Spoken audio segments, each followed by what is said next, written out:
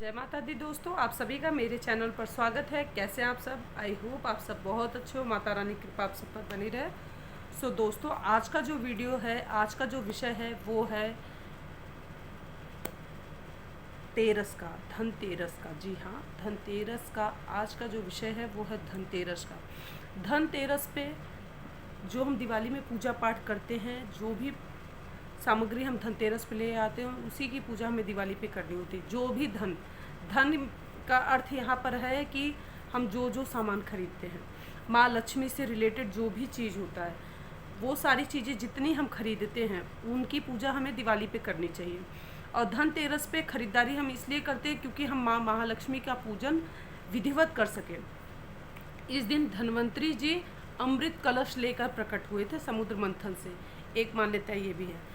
इस दिन भगवान कुबेर की भी पूजा की जाती है।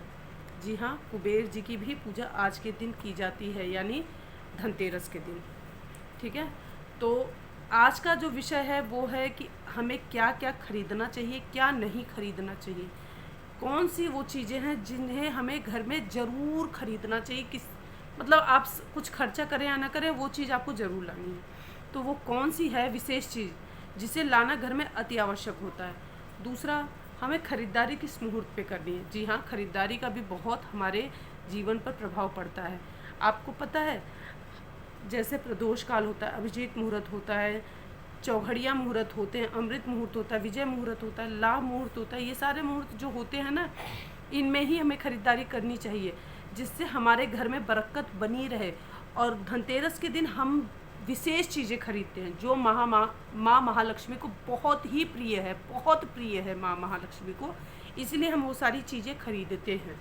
ठीक है, तो आप फटाफट कॉपी पेन लेके बैठ जाइए और मैं आपको बताऊंगी सबसे शुभ मुहूर्त, और आपको बताऊंगी क्या विशेष चीज़ है जो हमें खरीद के ज़रूर लानी चाहिए और उसका लाभ ज़रूर होता है। ये मेरा खुद का आजमाया हुआ चीज़ है, तो इसलिए मैं इतने दावे के साथ कह रही हूँ, ये चीज़ें आपको ज़रूर खरीदनी चाहिए। चाहे आप कुछ खरीदें या ना खरीदें, लेकिन कुछ चीज़ें ऐसी हैं जो घर में अवश्य लानी चाहिए। वो महंगी भी हैं, बहुत सस्ती चीज़ें भी हैं। तो चलिए फटाफट नोट करते हैं, और मैं आपको बताऊंगी कि धनतेरस पे आपको पूजा कैसे करनी है कुबेर जी की। ठीक है, माँ महालक्ष्मी की और गणेश जी की पूजा हमें दिवाली के दिन करनी है। तो सबसे पहले हम नोट करते हैं कि किस दिन धनतेरस है।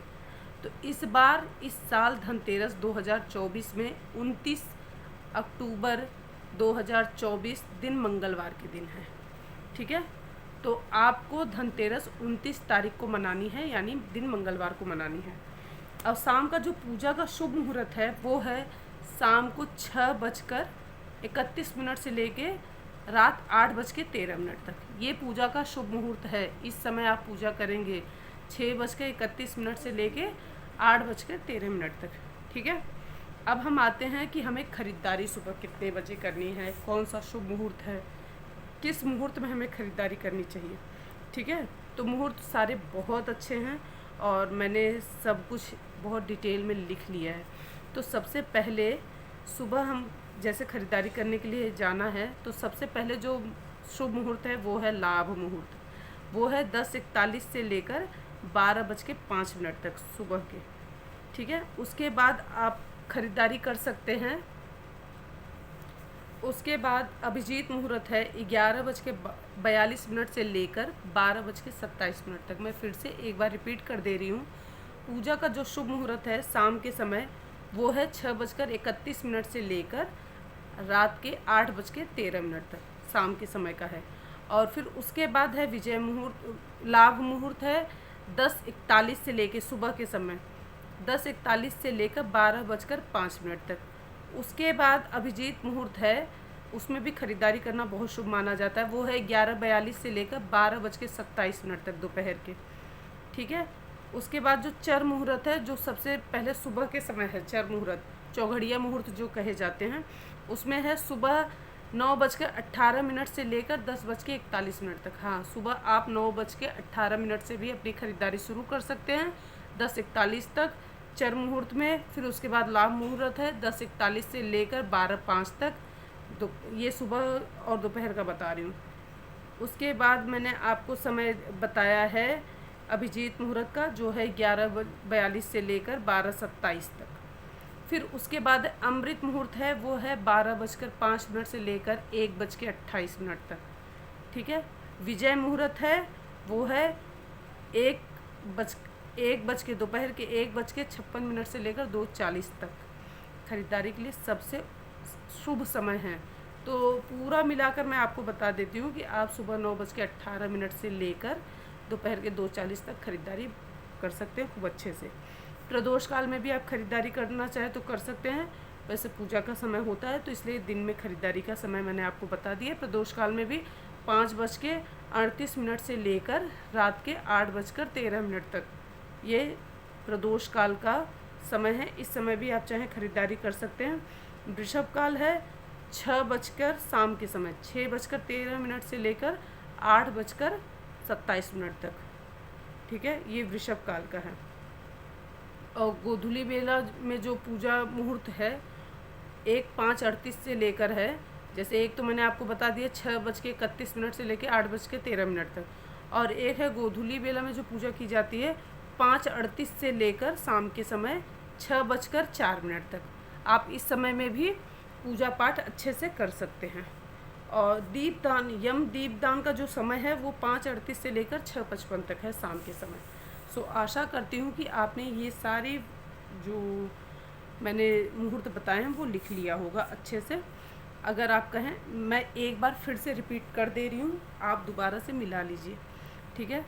तो सबसे पहले है चर मुहूर्त, जो है सुबह 9:18 से लेकर 10:41 तक।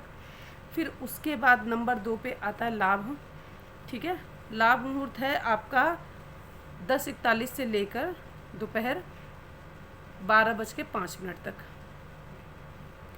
तीसरे नंबर का जो मुहूर्त है वो मैं आपको बता दे रही हूँ। पहला तो मैंने बता दिया 9:18 से 10:41 तक। फिर 10:41 से लेकर मैंने आपको बता दिया 12:05 तक जो लाभ मुहूर्त है। फिर उसके बाद नंबर आता है अभिजीत मुहूर्त।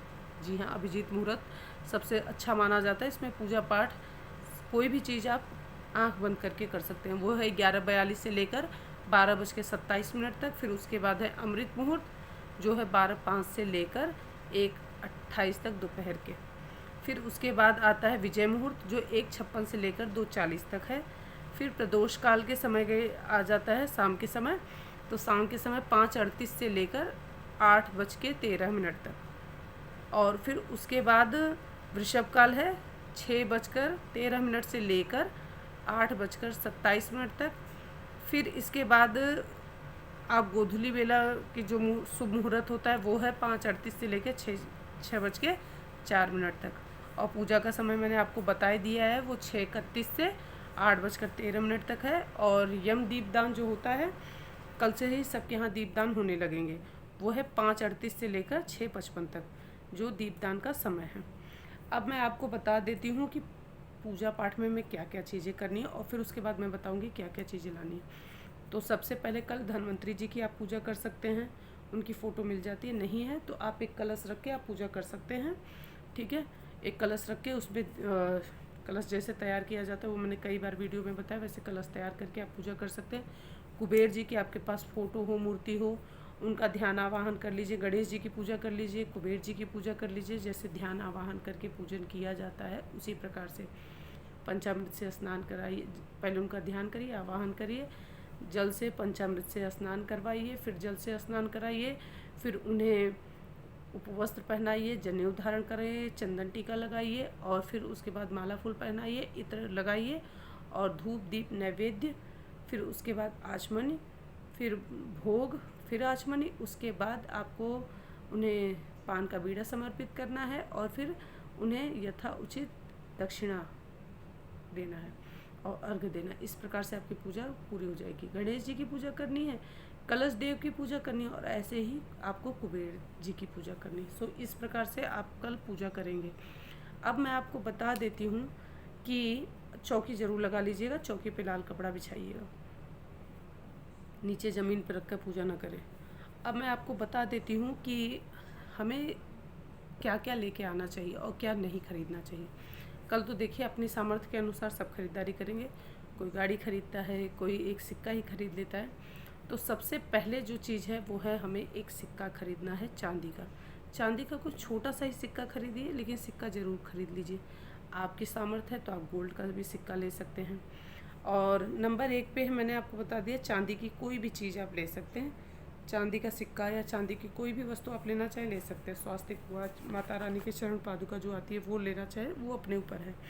नंबर 2 पर आप पीतल के बर्तन, देखिए मैंने आपको कई बार बताया कि स्टील के बर्तन या नॉन स्टिक की बर्तन जो भी आप लेते हैं ना वो आप पहले ले लीजिए। मैं ये सब सारी चीज़ें मैं पहले ले लेती हूँ, मैं बाद के लिए कोई चीज़ नहीं छोड़ती। मैं धनतेरस वाले दिन मैं लोहे से, नॉन स्टिक ये सब कोई भी बर्तन नहीं खरीदती, मैं स्टील का बर्तन खरीदती नहीं। उस दिन मैं सिर्फ माता रानी के लिए बर्तन खरीदती हूँ। जो पीतल के बर्तन मेरे यहाँ यूज़ होते हैं, मैं वही बर्तन लेती हूँ। तो आपको पीतल के बर्तन खरीदने हैं, ठीक है। आपको कल झाड़ू लानी है, धनिया लानी है, पीली कौड़ी, सफ़ेद कौड़ी जो भी आप चढ़ाना चाहें, गोमती चक्र, कल ये सारी चीज़ें लेनी है। फिटकिरी, नमक, चीनी, चावल ये ज़रूर खरीदें। झाड़ू, ये सारी चीज़ें आपको कल ज़रूर खरीदनी चाहिए, बहुत शुभ होता है। अपने घर के लिए कपड़े जिसने नहीं लिए, जो खरीद चुका है उनके लिए छोड़ दीजिए, जो नहीं लिया उनके लिए ले लीजिए। माता रानी के लिए, अपने भगवान जी के लिए कपड़े ले लीजिए। सो इस दिन आपको इलेक्ट्रॉनिक का आप कोई सामान लेना चाहे ले सकते हैं, लेकिन जो विशेष चीज़ें हैं जैसे पीतल का बर्तन ज़रूर लीजिए। आपको चांदी का सामान लेना चाहिए, आप गोल्ड का कोई भी ज्वेलरी ले सकते हैं। और इस दिन आपको कलश ज़रूर खरीदना चाहिए। कलश मतलब अगर आप पीतल का छोटा सा भगवान जी के लिए लोटा भी खरीद लेते हो वो भी बहुत शुभ माना जाता है।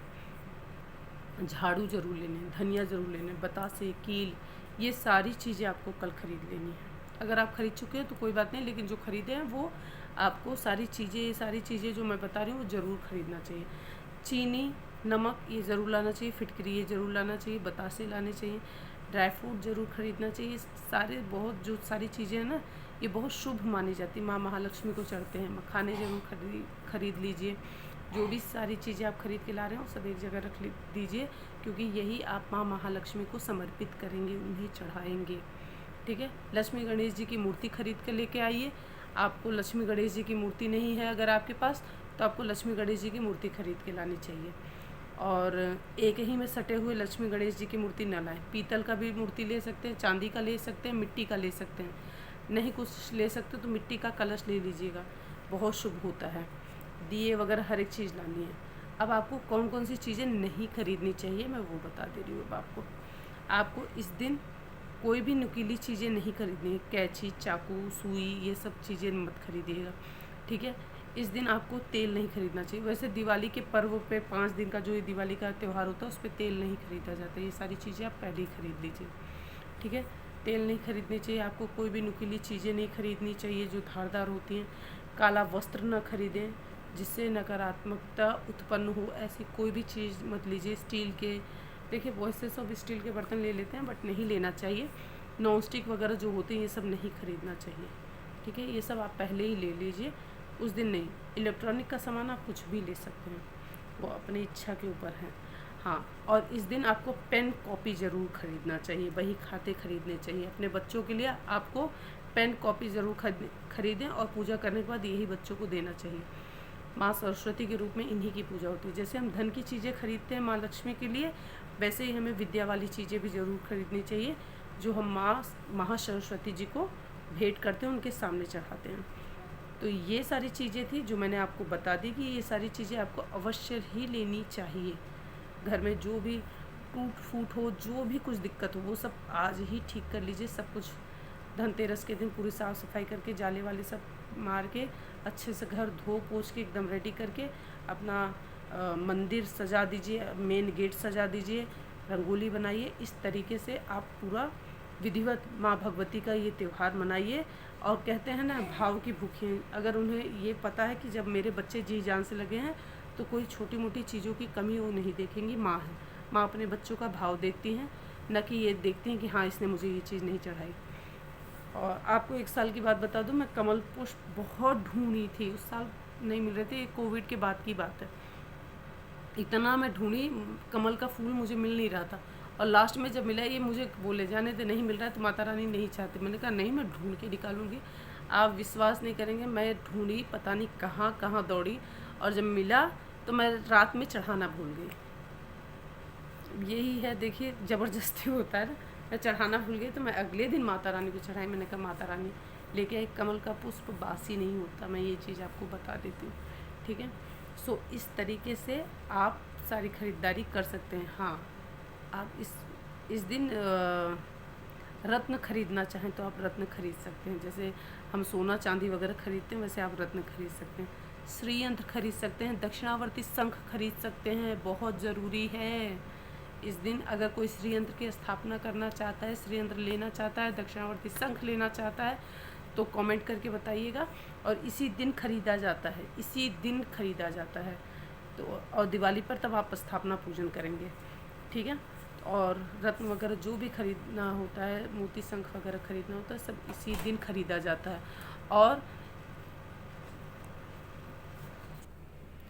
और श्रीयंत्र भी खरीद लेना चाहिए, चाहे पारे का श्रीयंत्र खरीदें, चांदी का खरीदें, या आप स्फटिक का श्रीयंत्र खरीदते हैं, सोने का श्रीयंत्र खरीदते हैं, लेकिन इस दिन ये सारी चीज़ें खरीदना बहुत ही शुभ होता है, बहुत ही शुभ होता है। सो दोस्तों, आशा करती हूँ कि आज का ये विषय आपको ज़रूर पसंद आया होगा। वीडियो पसंद आए लाइक करिए, शेयर करिए, चैनल पर नए हो सब्सक्राइब जरूर करिएगा, बेल आइकन प्रेस करिएगा, दोस्तों के साथ शेयर करना बिल्कुल ना भूलें। और ये सारी चीज़ें जो भी आप झाड़ू वगैरह सब खरीद के लाए रहेंगे, ये आपको इन सब की पूजा आपको दिवाली के दिन करनी है, ठीक है। तो इन सब की पूजा जो होती है वो दिवाली के दिन होगी। आप सारी खरीदारी करके एक जगह रख दीजिएगा। और मैंने दिवाली के लिए क्या क्या ख़रीदा है वो बहुत जल्दी आपके साथ शेयर करूँगी। अब वो चाहे दिवाली के बाद हो पाएगा मुझे लगता है, क्योंकि पहले मुझे नहीं लग रहा है मुझे टाइम मिल पाएगा बिल्कुल भी। सो पूरी कोशिश करूँगी कि मैं एक बार आपको दिखा दूँ, ठीक है। क्योंकि इतनी साफ़ सफाई और हम लोग इतनी दौड़ भाग में है ना, चीज़ें लाना खरीदना ये करना, इस बार थोड़ा सा हम देर से ख़रीदारी वगैरह पे सब हुए हैं, तो पर डे का एक दौड़ भाग है, इस वजह से मैं नहीं पहुंच पा रही हूँ प्रॉपर वीडियो बनाने के लिए। सो दोस्तों, मैं मिलूँगी आपसे नेक्स्ट वीडियो में। तो वीडियो को ज़रूर लाइक करिए, शेयर करिए, चैनल पर नए सब्सक्राइब जरूर करिएगा, बेल आइकन प्रेस करिएगा, दोस्तों के साथ शेयर करना बिल्कुल ना भूलें। मैं मिलूँगी आपसे नेक्स्ट वीडियो में, तब तक के लिए जय माता दी।